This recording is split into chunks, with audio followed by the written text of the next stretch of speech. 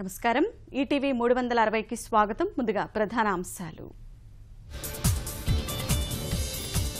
నవభారత నిర్మాణంపై కలెక్టర్లకు ప్రధాని దిశానిర్దేశం.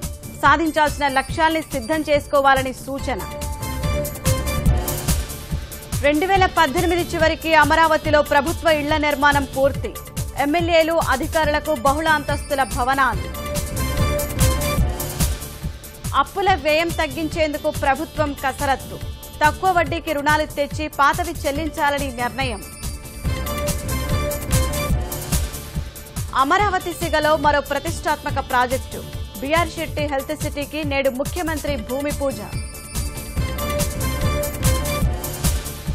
సాయంత్రం ఢిల్లీకి వెళ్లనున్న చంద్రబాబు, లోకేష్. రేపు వెంకయ్య ప్రమాణ స్వీకారోత్సవానికి హాజరు.